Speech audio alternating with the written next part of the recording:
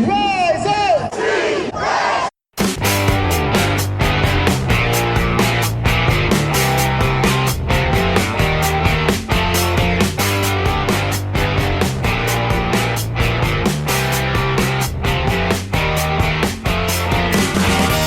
This is the Rise Up See Red podcast, all about the Arizona Cardinals and the NFL, featuring insider and outsider perspectives. Enjoy the best hour of Cardinals talk on the web.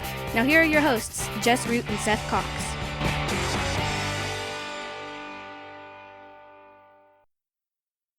Hello, Arizona Cardinals fans, and welcome to the latest edition of the Rise Up See Red podcast. This is episode 218 of the show. I'm your host, Jess Root, from CardsWire.com, the USA Today NFL Wire site, with my co-host, Seth Cox, from RevengeOfTheBirds.com, SB Nation's Arizona Cardinals site, and we have nearly have a coaching staff. We've got a coach, we've got a coordinator, a couple of coordinators. We don't have an offensive coordinator, but we do have a mentor on staff to do that. And that's what we're going to talk about in the show tonight, recording on a Tuesday night as we normally do. And we're going to talk about the coaching staff that the Cardinals have put together, though as of yet, it is not fully announced. There is not a full staff in place. So, but it's kind of interesting, Seth, as we've been talking. We basically had a show before the show, pretty much, as we talked about a number of topics, just how this offseason and the way the Cardinals are putting things together is really quite interesting, is it not? It is, and it's exciting. I mean, we talked about Kliff Kingsbury a couple of weeks ago and what he's going to bring, but it's a different way of approaching a coaching staff and regime than what they did last year, even what they did under Arians, where a lot of those hires were Arians guys. This is a new and different approach, and let's see how it goes. And so with this show, what we're going to talk about tonight is we're going to run down the list of the hires that we know of. We're going to talk about the decision not to go with an official offensive coordinator. We're going to discuss, well, why in the world did they go through all of these interviews and not end up with anyone? Talk about the other offensive staff left. We're going to talk about Vance Joseph and the defensive staff and the reaction to that. And as well, we're going to talk about special teams. Jeff Rogers returns into, well, why don't the Cardinals have a full staff yet? That's all coming up on this edition of the show, number 218, the best hour of Cardinals talk on the web. Let's kind of run down what we know about the Cardinals coaching staff thus far. They have most of an offensive staff put together, a part of an offensive staff put together, part of a defensive staff put together. We know that Kliff Kingsbury is coach. There is no offensive coordinator. Technically, they did hire longtime assistant Tom Clements, most recently with the Green Bay Packers, was there for about a decade. He will act as the QB coach and passing game coordinator, and will do some of the things that an offensive coordinator does, but they will not have an offensive coordinator in title. In terms of positions, at receivers, they've got David Rye, a guy from the Packers. They brought in James Saxon for their running backs coach, formerly of the Steelers. Can talk about some of the impressive feats and numbers that he's got over his career. Sean Kugler, offensive line coach, most recently with the Broncos, previously with the Steelers. Then you got tight ends coach. I'm kind of intrigued by this guy, Steve Hyden, because he now is on his third staff. He was on. He was a holdover from Wisenhunt. He was an Arians guy. He was an Arians, Wilkes, and now Kingsbury as he takes over for tight ends. They've got an assistant, Billy Natkins, for the assistant offensive line coach. And then we go over to the defensive side of the ball, and Vance Joseph is defensive coordinator. We don't have word yet of a defensive line coach, but the return of Billy Davis, the former defensive coordinator of the Cardinals back when at the Ken Wisenhunt days, he returns as a linebackers coach. They've brought in a couple of guys from Vance Joseph's staff in Denver, Marcus Robertson And I can't remember the name of the other guy off the top of my head. Greg Williams, not that Greg Williams, but a different Greg Williams to coach the secondary and the cornerbacks. And then we move over to special teams, and what we do get back is Jeff Rogers, who was the special teams coordinator a year ago. Did a good job there. They decided to keep him on. That's what we know. And obviously, there are a few positions. We don't know who the strength and conditioning guy is going to be. We don't know defensive line coach. We don't know if there's going to be an assistant head coach title. Run game coordinator still is technically not there. Offensive and defensive quality control, whatever assistants are going to be somewhere on there. It looks like it might be a leaner staff than the Cardinals have had the past few years. Let's talk about first now. We're going to talk about specifically Tom Clements, how he ended up with the job, how he fits, and why in the world are they not going with? Why do they not have an offensive coordinator after it seemed like they interviewed a quarter of the league to find an offensive coordinator? Everybody. I mean, heck, they even interviewed Hugh Jackson, for crying out loud. Which I thought there was going to be a revolt. That was the maddest I've ever seen anybody or any of our fans. It was kind of crazy. Well, especially the timing. I'm just sorry to tell you, but because I did write a post, because when the Cowboys fired Scott Linehan, I put it out there and said, hey, you know who would actually be perfect for the Cardinal staff would be Scott Linehan. And everyone's like, no, blah, yeah, Cowboys, terrible, everything. And then the Hugh Jackson news came out, and then it was like, oh, maybe okay, that there is a worse guy. But yeah, and Jess was like, how do you like me now? And he was never under consideration. It was just that the Cowboys fired him, and based on what the Cardinals were looking for was a guy who's experienced, who's had success, has maybe some head coaching experience. Scott Linehan checked all the boxes. Now, he probably never was interested in the job to begin with, but so that's neither here nor there. Yeah, and you look at the hires and what they did. I think when you look at the staff in general, it makes a lot of sense. I mean, you ran down the list, but let's just, we'll start on defense because that's kind of easier right now. So, you got Vance Joseph. He's the defense coordinator. 1 year DC in Miami, 2 year head coach in Denver. Not super successful in either stops, but he was, very successmike San Francisco under Vic Fangio for a little bit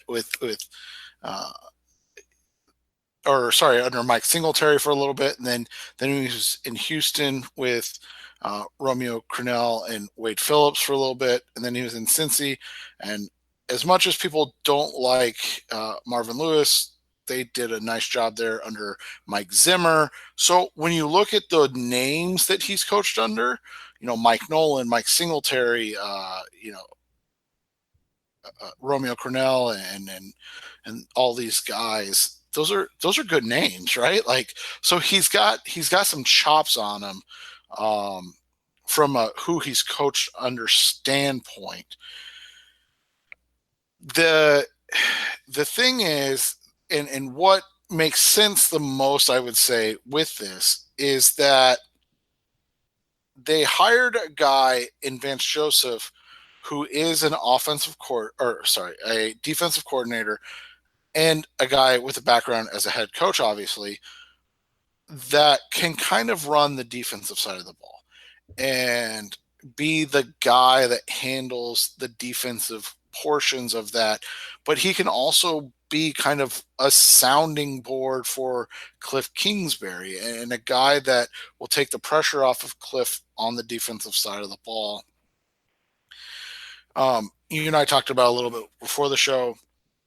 It is, in essence, the Wade Phillips ideal, right? Like, oh, let's hire Wade, who's super successful and been around forever, to be the DC for this new guy in Sean McVay. The slight difference, and I'm saying that kind of, half joking, is that Wade Phillips has been around since before even Jess was born. I mean, this guy has literally been a defensive coordinator since 1981.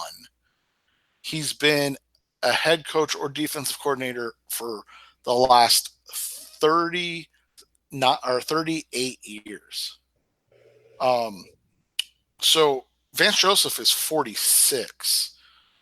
So that's the difference. Like, well, the same thing with the Bears a year ago, like we were talking off the air.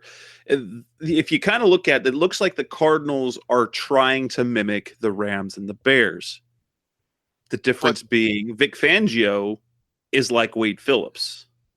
Right. Been a defensive coordinator for 20 years, been around the game for a long time, kind of helped Harbaugh in San Francisco right that ship and everything. So the difference is this to me, is that it seems like, and I don't want anybody to take this the wrong way. I really don't. It seems like on the surface, they're basically saying, hey, Vance, you're the head coach of the defense. Build your staff as you see fit. I mean, they brought in, like you said, Greg Williams. Bill Davis is kind of the wild card that we'll talk about. We'll start to hypothesize what does hiring Bill Davis, the former Ohio State University linebacker coach, mean for the draft day scenario. But when you look at it from that, like, a lot of it is, hey, Vance, assemble your staff on defense, which is really kind of unheard of, right? Like, usually it's the whole story of McVay in with the Rams was always that when he came in and he had his staff built that included Wade Phillips, but it was still his staff. This is clearly not what happened with Kliff Kingsbury. And again, we're not saying this is a negative. Jess and I we're not saying that, but we're splicing out how this is kind of that it's not kind of, it is a different situation in that Kliff was hired and then they started to build the staff and they started to find a staff together, he and Steve Keim and Michael Bidwell. And a lot of that is because I think it was, hey, like, you do the offense, Kliff. Like, that's what you're here for. You're here for Josh Rosen. You're here to fix this offense, which was literally the worst in the NFL. And by the way, I'm going to find you a defensive guy. I'm going to find you a guy that can take the burden of the defense, especially for a 39-year-old first-time NFL head coach, and kind of unburden you for a season or two. Because guess what? If Vance is successful, if the Cardinals are successful in general, but Vance is successful, if he has the Cardinals in the top 14 defensively, guess what's going to happen in 2020 and likely in 2021 he'll be gone. So that's what this whole thing is it's slightly different because Wade Phillips isn't going anywhere. He's going to retire once he's done. Like, he's done and he's going to retire. And then you have, Fangio was there and they kept Fangio on when they brought in Matt Nagy, and now Fangio's gone. So, it's the same type of situation. Like, but it was, they went about it in a different manner. It's almost we talked about this before the show. There's this reminds me of the movie Remember the Titans. And yes, you've got the young head coach, and then you've got the guy who's just basically just Coach Yost, just coach your defense, and that's kind of how the Cardinals have this set up. Vance Joseph is in charge of that defense, and you know what? I'm really kind of interested in this. This is seemingly what they did with Steve Wilkes last year when they added Mike McCoy, in a way. in a way, because that's kind of how. Now, obviously, Wilkes had his hand in when it came to the offense, but ultimately that offense was all about Mike McCoy. That's going to be this year. I think Vance Joseph is not a bad hire at all.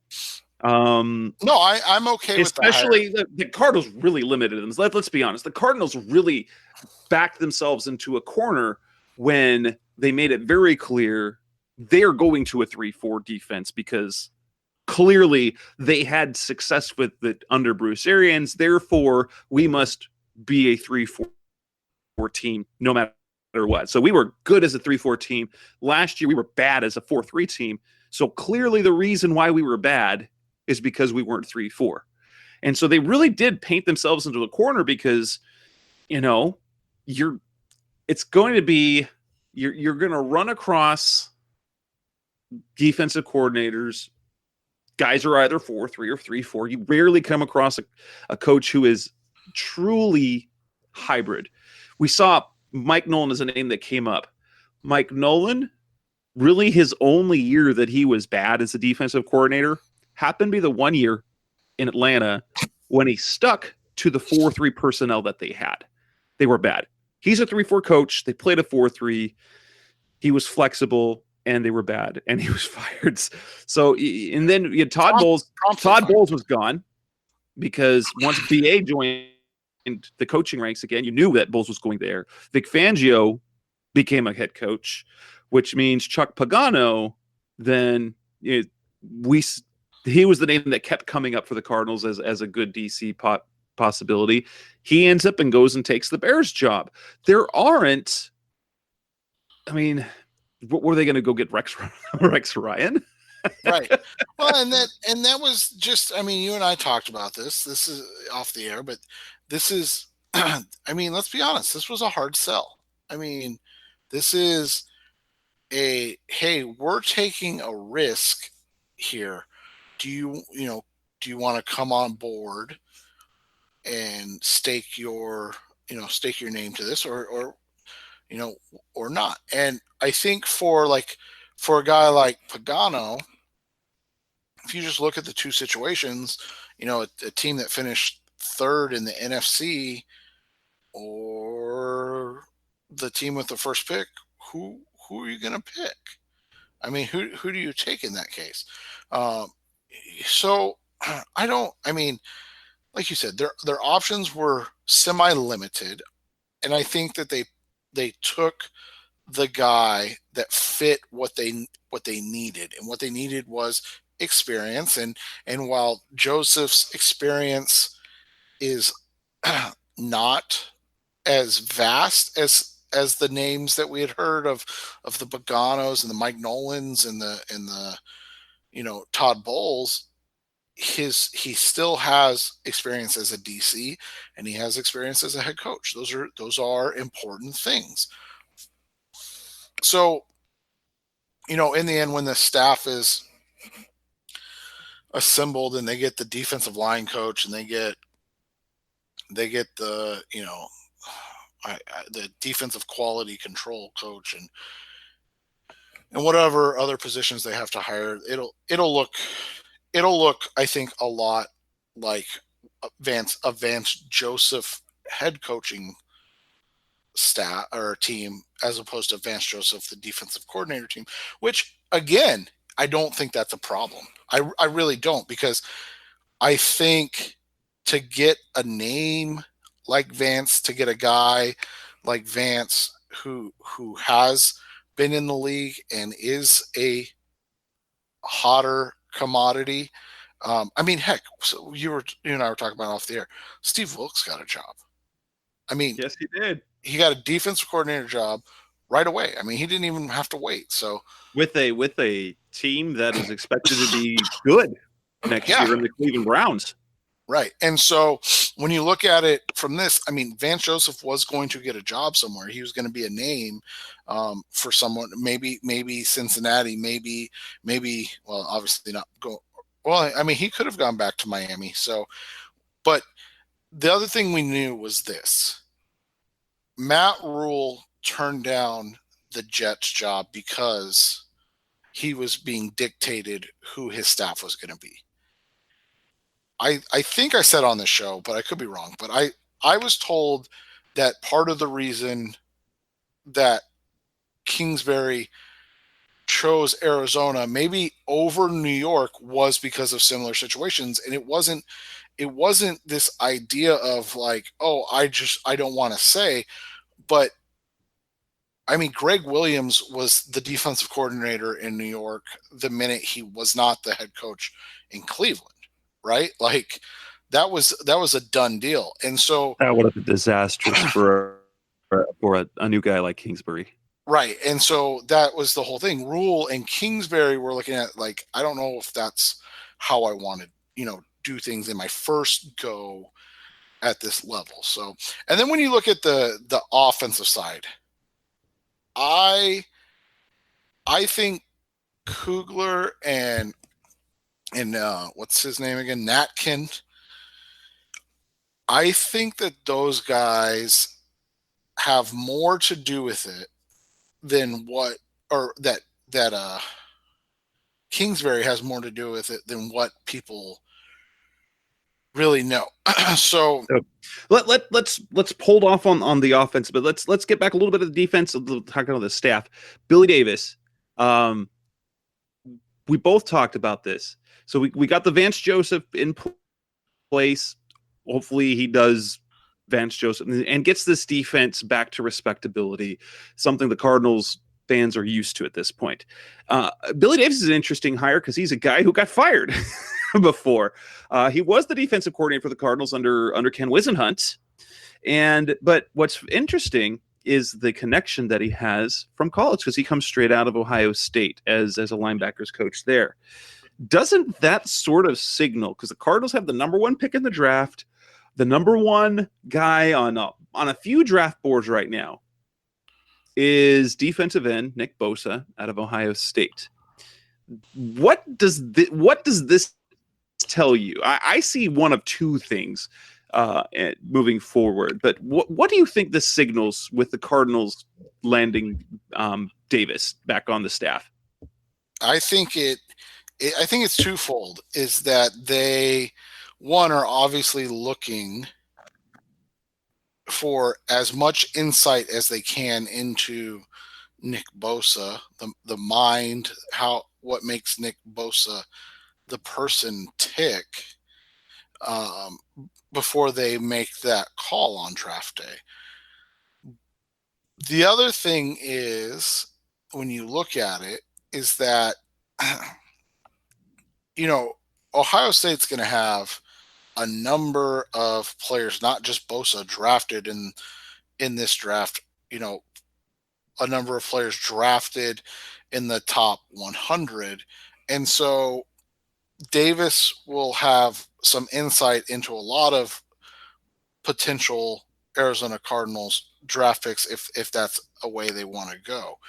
I think the other thing is that it's not like, I mean, obviously the Cardinals let him go, but it's not like Davis just went away for years and is just now resurfacing. The way the 3-4 kind of works is that they run their, coaches coach in the sense of there's a inside linebacker coach and an outside linebacker coach. And so obviously the Cardinals don't have the outside linebacker coach yet, or the pass rush coach yet, but Davis is being tabbed as the linebacker coach, so you wonder if that has more to do with the inside linebackers than the outside linebackers. I think from his time in Pittsburgh, because he was a Pittsburgh guy before he came over the first time, I think he probably will be charged more with the inside backers. I would guess. But what I think is I think having Davis on the staff tells us everything we need to know. So what happens with that very first pick, assuming they don't trade it away, that's a discussion for a completely different show, which we will have, the decision of to trade or not to trade that pick, is one, having a coach that was on that defensive staff will either cement Bosa as the kind of the obvious number one overall pick, or it'll tell us everything we need to know about the concerns there are about him if he's not taken over number one overall. Because Davis is intimately familiar with Bosa as a player and as a person, even though he wasn't part of his room. Yeah. He wasn't part of his room, but obviously he would know everything there is to know about Bosa as the player, his strengths, his weaknesses, which tells you if they don't draft him, then there are real concerns that people have, or he just really views someone like, say, Josh Allen as just absolutely fantastic. Yeah, and so when you look at the Davis insight and everything, you look at it from the sense of he's been on that staff, he's been around the Bosas in general, and there are concerns. I mean, I heard it on Arizona Sports with Ron Wolfley and Max Starks, and both of them are advocating against drafting Nick Bosa because they are concerned more with the Bosa name than they are the player and the concerns that come with that. So a guy like Davis that's been at in Columbus for 2 seasons. Obviously, Bosa's biggest season was 2017, and has been around him in that sense. I think it makes sense that they would want to bring him in and really just. I mean, you can say, oh, well, why would they do that for the first pick? Well, let's be completely honest. They have to nail this pick. Like they can't screw this up at all. They already look like the Browns. They F up this top pick. They will be the Browns. Right. And so, I mean, everybody that's lamented the choosing of Kliff Kingsbury and everything else. Yeah, I mean, it's just you bring in a guy and maybe he's only here a year or two, but if it helps you get the pick right, if it's Nick Bosa and he's very comfortable with that, who Bosa is and the pick of Bosa, then you can't really complain about that if he's just here a year or two, right? Right. And with that, we'll move on we'll go back to the offensive side of the ball. We're going to talk about Tom Clements, why they don't have an offensive coordinator, before we move on to talk about some other things. That's coming up next on the Rise Up See Red podcast, the best hour of Cardinals talk on the web. We're back on the Rise Up See Red podcast, the best hour of Cardinals talk on the web. We changed gears a little bit and ended up going defense to start off, even though the most recent hiring was of Tom Clements as their non-offensive coordinator now called. He's not the offensive coordinator and he's not the assistant head coach. He's the QB coach and passing game coordinator, but appears to be, as of right now, the kind of the linchpin of that entire offensive staff paired with Kingsbury. Would it appear that way to you?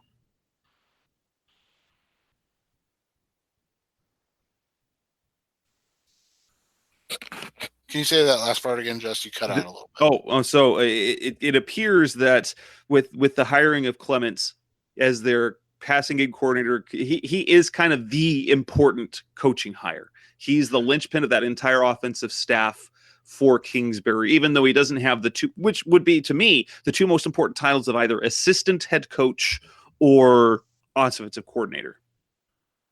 Yeah, and I wrote about this a little bit. I didn't write a ton, but I wrote about it a little bit today when they officially announced that they had hired Tom Clements, is that this isn't just a Josh Rosen hire.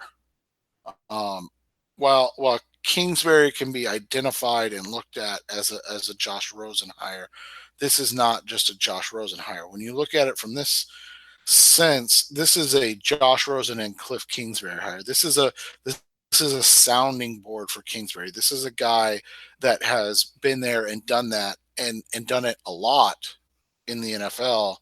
Um, and so Clements gives Kingsbury kind of a shoulder to lean on, so to speak, in terms of offensive understanding and how to cultivate an offensive game plan um, for a team like that has been, or has been successful like the Green Bay Packers have, and help kind of bridge the air raid uh, college versus the kind of Mike McCarthy West Coast vertical, offensive schemes that they do. So that's what Clements should give him, you know, from the jump, is a guy that's been there, done that, and has been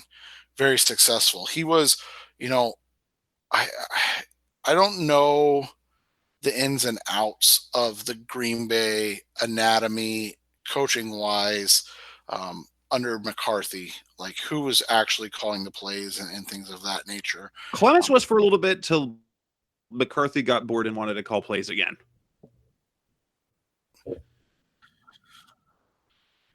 Well, and that doesn't. I mean, that's one. It's kind of like the Chiefs thing. Like, it doesn't bother me that Matt Nagy didn't call plays. It doesn't bother me that Eric Bieniemy didn't call plays. But so you always want to be careful. But when you look at it, Clement was the head coach, or the head coach. Excuse me, pardon me, the offensive coordinator when Aaron Rodgers won the MVP. When he threw 38 touchdowns and had 112 passer rating and things of that nature. So, you know, he's helped call plays, or at least we know for a fact create game plans for an MVP winning quarterback. So his work with quarterbacks is unquestioned to begin with. I mean, I think I saw the stat. It's something insane. Like, here's the numbers. I was counting just as a QB coach, and offensive coordinator. So I did not include when he was assistant head coach the last 2 years in Green Bay, but 4 different quarterbacks have been a Pro Bowl as 4 different quarterbacks have been Pro Bowlers a combined 5 times. One was a Pro Bowl. And then as an offensive coordinator under Green Bay, then you added another, when he was offensive coordinator, he was there was twice Aaron Rodgers was a Pro Bowler and an All-Pro once. So 7, between QB coach and offensive coordinator, 7 Pro Bowls, 2 All-Pro seasons, and that's from 4 different quarterbacks. Let's go through this. This isn't just Aaron Rodgers. We're talking Elvis Grbac, Cordell Stewart. And then you add to that, you got the last kind of really good Brett Favre year. In that last year in Green Bay. So you've got Elvis Grbac, Cordell Stewart, Brett Favre, Aaron Rodgers. Tommy Maddox was comeback player of the year. Kelly Holcomb started 8 games for him, set a franchise record for completion percentage. He's really done some really nice things.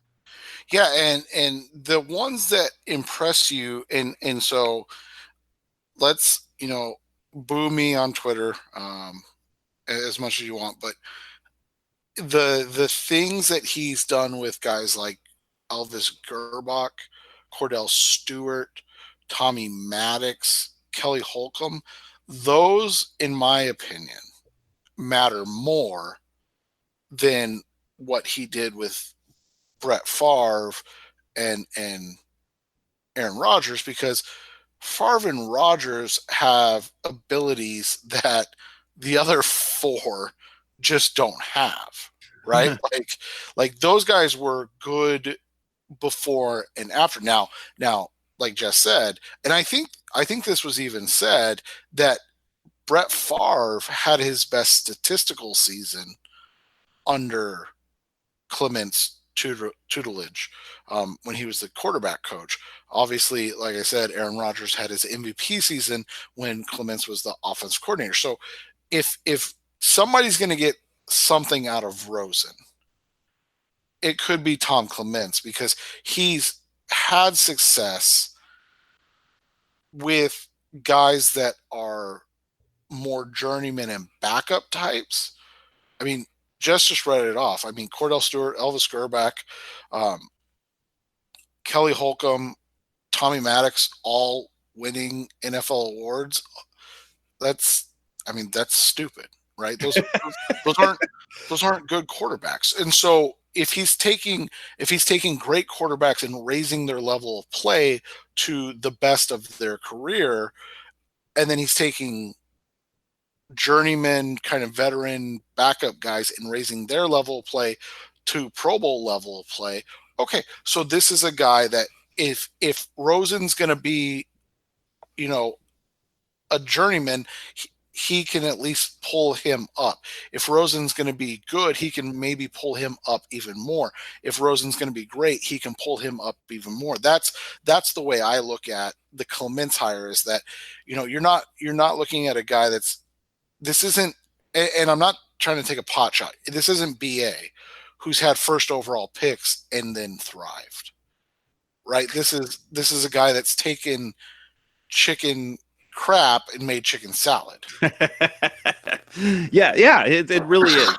It really is. And with that, let's move on to the next segment of the show. On the next segment of the Rise Up C Red podcast, the best hour of Cardinals talk on the web. Why did the Cardinals not actually hire an offensive coordinator, and why did they go through all the work to hire one if they weren't ultimately going to hire one? That's next on Rise Up C Red.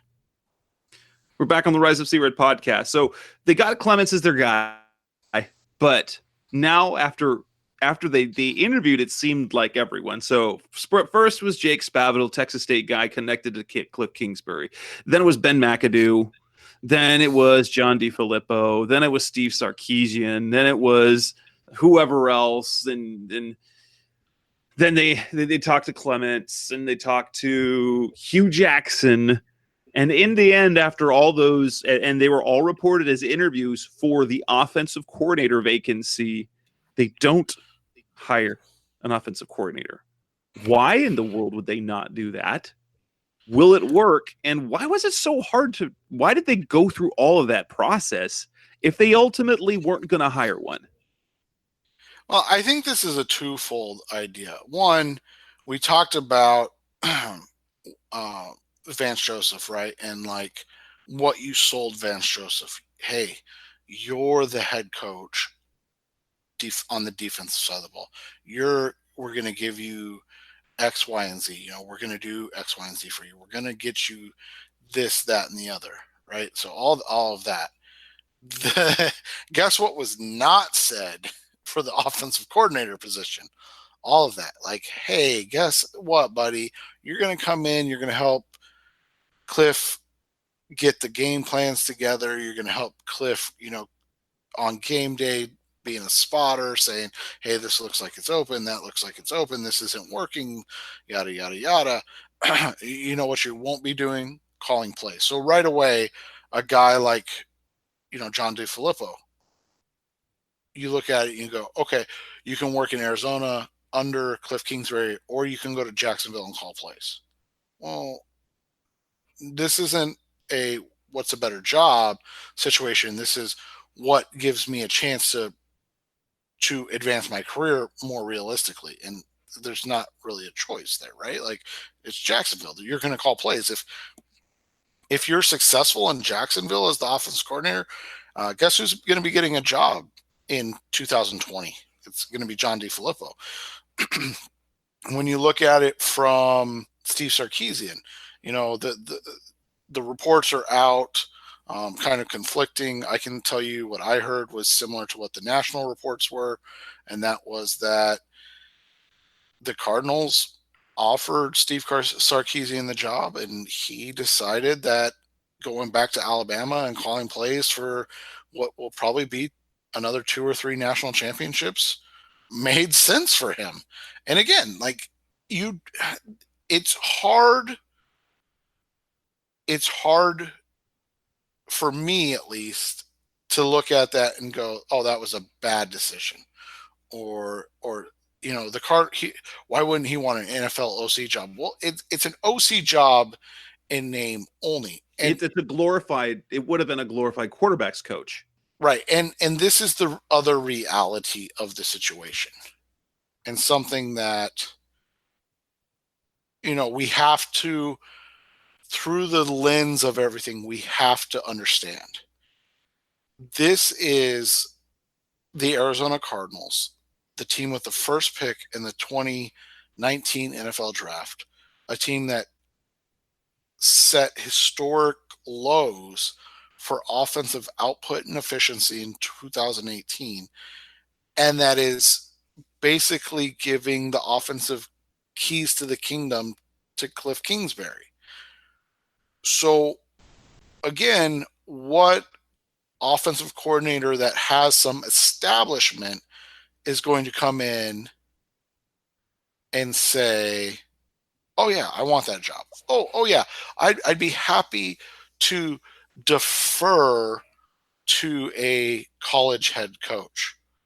So I think that's the situation more so than anything else at this point, is that it was just not a realistic thing to see a big name.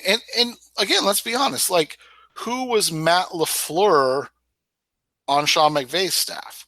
It's not like Matt LaFleur was a guy that everybody knew. Like, everybody knew who Matt LaFleur was after he was on Sean McVay's staff. Nobody knew. I mean, Zach Taylor had a nondescript career, including 8-game stint as an offensive coordinator in Miami. You know how many offensive coordinator jobs he had after that in Miami? None, because nobody wanted him. So sometimes it comes down to a coach has to create and identify his own talent and staff. And I think that's what Kingsbury wanted to do with Spatival, or whatever, however you pronounce it, the guy, the Texas State head coach. I think Kingsbury legitimately wanted him. I think the Cardinals were willing to pursue him for Kingsbury because it's a guy that Kingsbury trusted, and yada yada yada. And I think it just didn't work out because he's the head coach of a major college program. And again, if you're going to start your NFL coaching career, do you really want it to be in this environment with this team at this juncture? So that's what it kind of boils down to, in my opinion. A lot of the reasons why they could not find an offensive coordinator. Well, and before we move forward, this is not completely unheard of. There are other teams. I know of at least one. The Houston Texans do not have a coach on their staff as an offensive coordinator. I know this because I was looking at, as we were looking at candidates. So we go through, young guy worked with Deshaun Watson. Let's see who's on. Oh, wait, they don't have Bill O'Brien is the de facto offensive coordinator. And then they've got guys under it. So it's not completely unheard of. There are staffs where there technically is no offensive coordinator. It does happen. But to me, the odd thing is, in terms of coaching titles, the fact that Tom Clements didn't get the OC name, it does surprise me he was not named assistant head coach as well. Because for someone with no NFL experience at all like Kingsbury, I felt probably that whoever is assistant head coach would be very important to the staff. Maybe that's not going to be the case. But it's hard. It's a hard sell when you have, because let's be honest, Kingsbury has basically zero anything in terms of connections to staff around the NFL. So he's got no guys in the league, and any guys that he might have in the league are basically bottom of the staff, inexperienced guys like a David Rye, with whom he'd worked before. But they would all be promotion, almost in the same type of scenario as Steve Wilkes last year, because he ended up, for the guys on his staff, many of them were promotions from previous jobs, and so they were kind of first timers in the job that they had, at least in the pros. And so unless in the NFL, the coaching ranks, most of the jobs get filled by people who know people who know people. And in this case, Kingsbury doesn't have that pool right now. It's kind of it's almost, as excited as we both are about this hire, it does feel like kind of the way that the Cardinals are assembling a staff, it's almost as if they are admitting that Kingsbury might not be necessarily perfectly ready now to be an NFL head coach. And so they're buffering a lot of things. They're kind of like starting Josh Rosen last year. They were in a scenario where, well, their first plan didn't work out, so let's do it this way and try to put enough safeguards around him so he doesn't completely fail, and maybe he'll be successful. Well, and so one of the things that I think is undersold in this whole thing is the hire of Sean Krugler, kind of a veteran journeyman offensive line coach throughout the NFL, but he was the head coach for the University of Texas El Paso Miners from I think it was 2013 to 2017. Now there wasn't a whole lot of success, so don't get too crazy on this, but when you kind of read his philosophy and what he did there, his offensive coordinator for 2 seasons was a guy named Brian Natkin, who just happens to be the assistant offensive line coach for the Arizona Cardinals. So when we talk about run game coordinators and potential, OC title type guys, the UTEP system, again, I don't want anybody to say or assume that I'm like saying that UTEP's this great program or anything like that. They did produce Aaron Jones, who's a very solid player for the Green Bay Packers, and Will Hernandez, who was a phenomenal draft pick for the New York Giants, both under Kugler and Natkin's tutelage, by the way. But their offensive scheme at UTEP was a spread power run game. So when you're looking at kind of the puzzle pieces and you're looking at Kliff Kingsbury air raid offense, okay, so we talked a little bit about the air raid last show. Definitely check that out on either Jess or I's site or just on iTunes. He has the time stamps there and everything. But so when you look at the air raid offense and then you bring in Tom Clements, right, and you've got the Mike McCarthy tutelage and you've got this kind of mix of West Coast offense. He's had time in, then he's had time in the vertical passing offense, kind of the Don Coryell, Bruce Arians. And now all of a sudden you've got these offensive line coaches, one being Krugler, who was successful at a number of stops and not only developing offensive linemen, but for creating a running scheme in Pittsburgh with like Rashard Mendenhall and under Bruce Arians. When you look at it with Philip Lindsay under Vance Joseph, and what they did, and you look at those two run games and how different they were, the contrast in the BA offense and running game, and then look at last season's Denver Broncos offense and running game, and then you look at Kugler's 4 years at UTEP and that offense and running game, which Natkin was a part of the entire time, 2 years as OC. And you kind of build this amalgamation of this is a guy that understands talent in the sense of the best way to deploy it in the run game to have a successful um, choreographed run offense. What I find interesting about the Kugler signing as on the coaching staff, he's highly respected. In fact, TJ Humphries was thrilled. He was. I thought.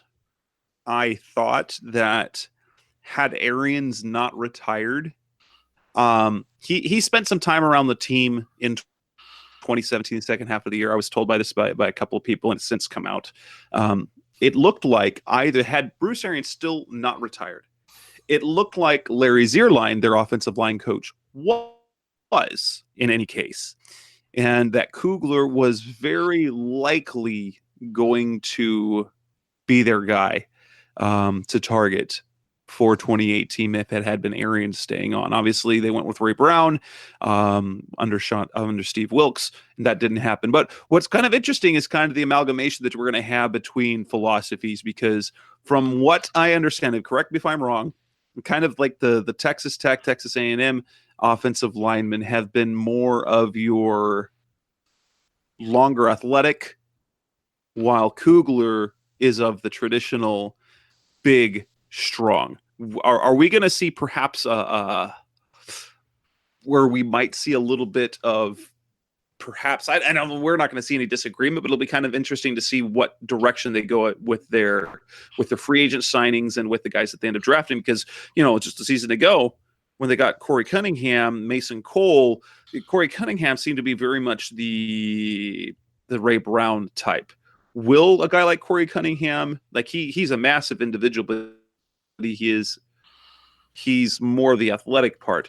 Will there perhaps be a little bit of friction in terms of scheme and type of body that they put on the offensive line that Kugler will want to coach? Yeah, and that's that's what the question is how does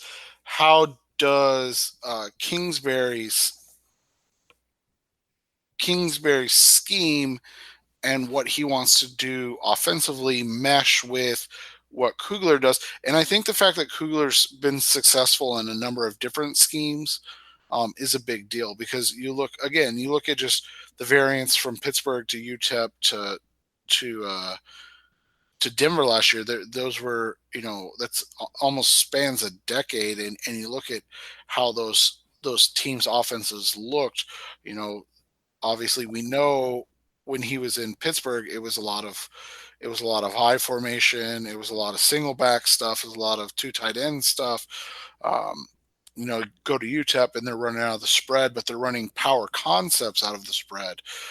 Something that we see, if there's a great Google it if you're super interested. It's really dorky, but there's a great information on Gus Malzahn's power spread scheme at Auburn, and that's kind of similar to what UTEP did without obviously the SEC talent level there.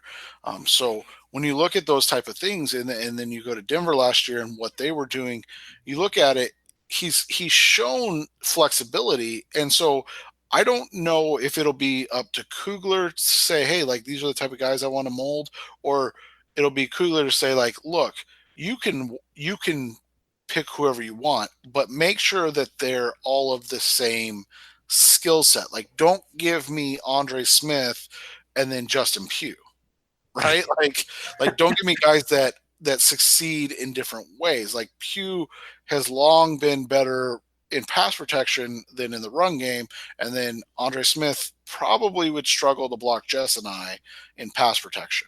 Now you flop that, and Justin Pugh's not ever getting a ton of push in the run game, and Andre Smith just leans on Jess or I, and there's going to be, we're both going to try not to die from under what happens to him. So, that's that's the biggest thing, is you want to make sure all of it makes sense, and that he's creating, or that the Cardinals are giving him something to work with that makes sense and that flows together. And with that, let's make to one final transition as we kind of talk about the rest of the offensive staff, the return of Jeff Rogers, and then why in the world do we don't have a coaching staff, a full staff announced yet? That's coming up next on the Rise Up C Red podcast, the best hour of Cardinals talk on the web. We're back on the Rise Up C Red podcast, the best hour of Cardinals talk on the web. Let's change gears a little bit and talk about the rest of the offensive staff we know of. Now, in terms of David Rye, I don't know much about him.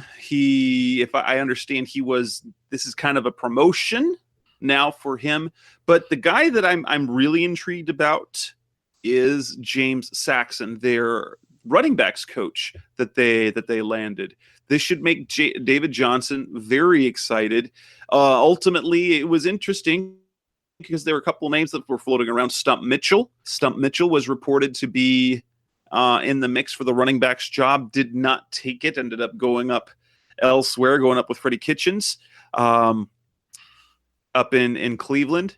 But instead we get a guy whose track record is really, really good in James Saxon. These are some of the running backs that he has coached: Priest Holmes, Larry Johnson, Ricky Williams, Ronnie Brown, Adrian Peterson, Le'Veon Bell, D'Angelo Williams, and then James Conner this last year.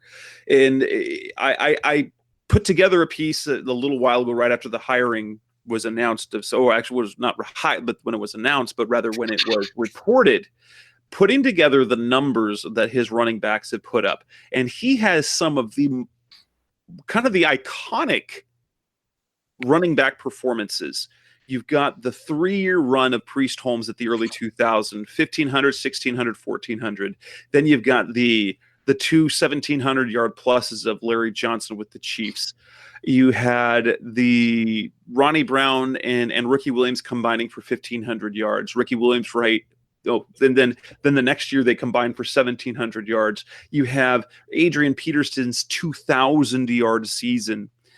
You have Le'Veon Bell and his 1,300, his 1,200, his 1,200, and then in Bell's absence, James Conner even going for 973 yards. Here's kind of the thing that's put together. So if you add 2 fullback Pro Bowl seasons by Tony Richardson with the Chiefs, that makes, in I think 19 years that he's been a running backs coach, 14 Pro Bowl selections and 7 All-Pro seasons by his players.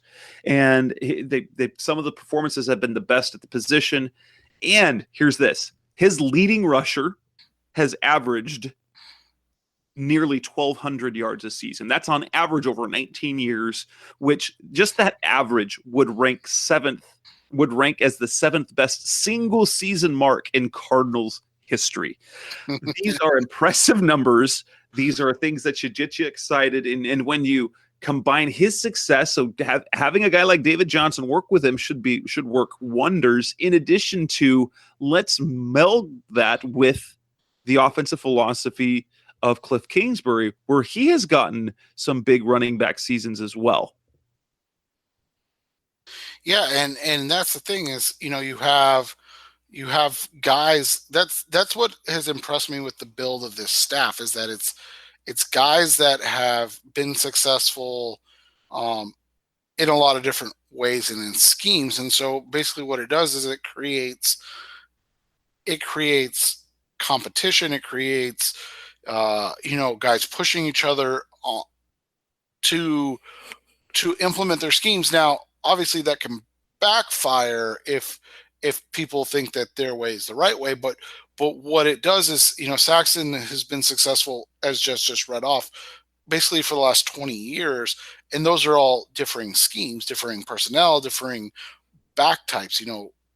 I went over Kugler, we went over Clements. So when you kind of create this coaching staff on offense, it's a lot different than what they did on defense. Like I said, Vance Joseph, outside of Billy Davis, was basically said, like, hey, bring in the staff you want.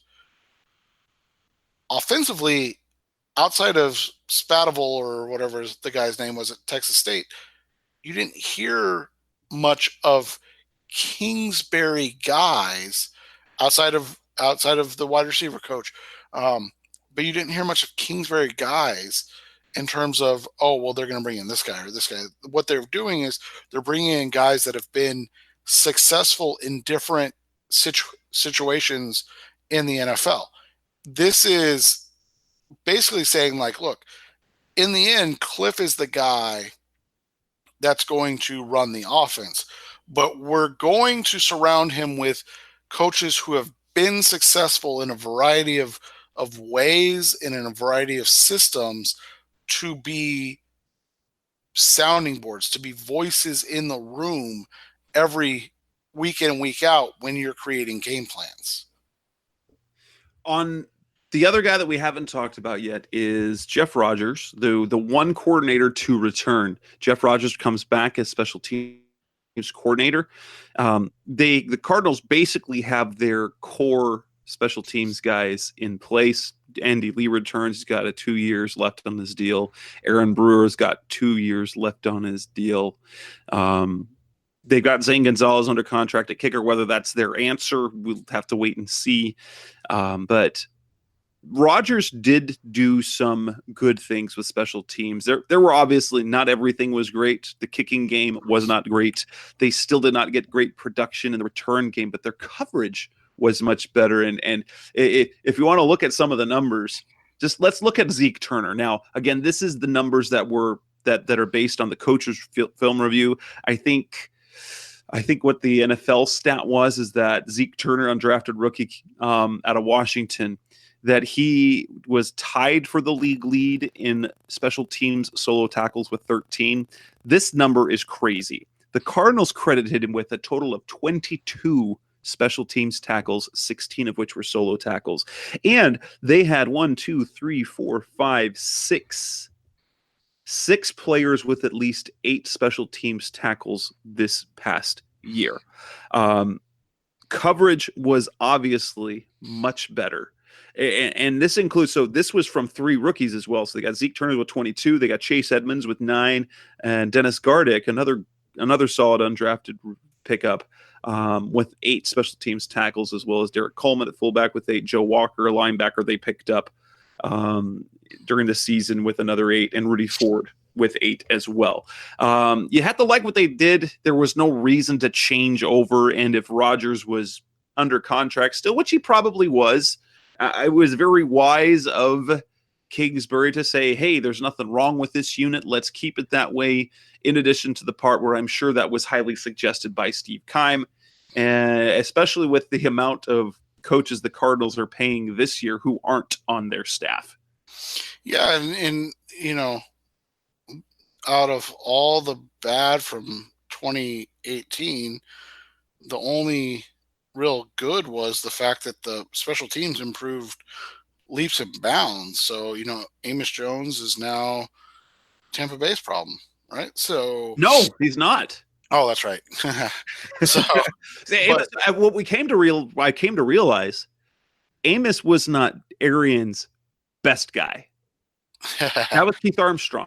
Right. Because he hired Armstrong out of Atlanta, and he was the guy that he wanted Cardinals to hire for head coach. But Amos was one of his other guys. He was fiercely loyal, but ultimately he wasn't his one guy. Yeah. So when you look at it, I mean, like you said, outside of the fact that they're paying a bunch of people to not be Arizona Cardinals coaches anymore, it also makes sense from a success standpoint because it was literally the only redeeming quality in terms of the 3 phases of the NFL game last year for the Cardinals. Let me butt in for a second. This just hit Twitter. Rich Gosselin, who does the special teams rankings every year, the Cardinals were last or dead last or second to last each of the last few years, really near the bottom. They come in number 5 for 2018. Yeah. So again, I mean, everything pointing to that just made the most sense. If it's a long-term thing or whatever, we'll see. I mean, Jess and I won't complain if it is, obviously, but obviously in the same way, they just had to, because they didn't really have a lot of choices at this point. I mean, we've talked about everything else that Kingsbury doesn't have access to, which is all true and that's all correct. But if you've got a successful unit on the team, why break it up at that point? Exactly.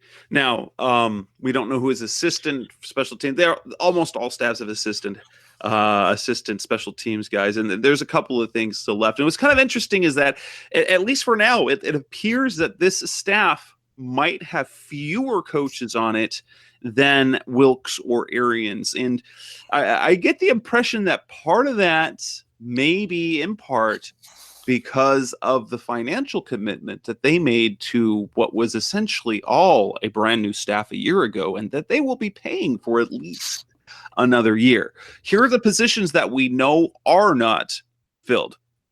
There is no assistant head coach named. Whether they're going to go without one, which would be weird. There is no run game coordinator listed yet. There's no offensive quality control. These tend to be smaller names. There's no defensive line coach at that. There's no strength and conditioning coach. And then you figure that with the linebackers, because they've got two secondary coaches. They've got the cornerbacks coach, Greg Williams, and the secondary in terms of defensive backs overall, Marcus Robertson. They've got Billy Davis for all the linebackers. They don't have anyone for defensive line, especially in a 3-4. You typically have two linebackers coaches, and you don't have anyone else on offense except for that's an assistant other than the Natkins for the offensive line. So it's interesting that it's Senior Bowl weekend. They don't have a full coaching staff yet, or at least have not announced it. And the report that we're hearing from the radio is that their major hires are done. Who's going to be the run game coordinator? I thought, with the Hugh Jackson role, that kind of make everyone go crazy. I thought in the right setting, obviously he's gone through a few. He's had some success. He's was well respected around the league before with Cleveland. But I thought maybe if they didn't after we've heard the news that they weren't going to go with an offensive coordinator, that maybe Hugh would end up being the guy that they hire as run game coordinator / assistant head coach, because he's worked with quarterbacks, he's worked with running games, and he's been a run game coordinator before. So he's been a running backs coach as well. But with the idea that there's no more major hires, Hugh Jackson would qualify as one of those. So it's going to be interesting. Is are they going to have an assistant head coach? Who's that going to be? Because typically that's a guy that has a little bit of clout on the team, and you typically would be someone who's been either on someone's staff for a while. So he'd either a veteran coach or has been on a particular staff multiple years, which we don't have. Right. And so when it's all kind of cooked, when it's all said and done, I think there'll be probably up to 5 more hires, but it's going to be, I don't think any of the names, unless you're just like a super NFL college coaching nerd, I don't think anybody's going to know who these people are. And that seems weird considering a couple of things. So basically considering maybe they're going to dole out those extra titles, but let's be honest. In the coaching world, titles do matter, because with those titles comes extra money, essentially. They're not paying technically an offensive coordinator. I think obviously that Clements is going to be someone that's I don't know how the salary structure. That's the one thing, is that with assistants, those numbers we never hear about overall. But they have nice experience in Clements, in Kugler, and in Saxon. And then on the defensive side of the ball, they got Billy Davis, they've got Vance Joseph, who's not super experienced as a DC. In fact, Billy Davis has more experience as a DC than Joseph does. Let's be honest. The secondary coaches, those are Vance Joseph's guys. So they're still. I'm thinking, well, who's going to be those guys? Because you'd figure they might add some more experience, but it doesn't look like it, right? No, it really doesn't. I mean, unless their staffs are just going to be all Saints, Chiefs, Rams, and Patriots guys. I mean, that so unless it's just going to be all those guys that are coming off of contracts, and I'm not saying it is, and so yeah, I mean, it seems like they've kind of cooked the team, so to speak, and they're just it's kind of, you know, the outside decorations at this point. It's stuff that doesn't change much, but it just kind of adds to what is already put together. And with that, we'll wrap this. We kind of talked about the whole coaching staff that we know of right now. We'll wrap up this show. I think what we'll do in terms of the weeks to come, obviously, we're at the end of January. We can probably have a show next week where we'll talk about the Senior Bowl. We'll talk about Senior Bowl standouts, and that will be more of a case where Seth will give us some more of the information. We'll talk about Combine, and what's going to be different this offseason as it was last offseason is we're going to have to think. We don't know what type of players are going to fit exactly. So we've got Senior Bowl, we've got the Combine coming up, and then we're going to prep for free agency where we'll kind of hit the Cardinals' needs, potential targets out there and stuff like that. But on behalf of this edition, episode 218 of the Rise Up See Red podcast, the best hour of Cardinals talk on the web, that's Seth Cox. I'm Jess Root. We'll be back again soon. Thank you for listening as always.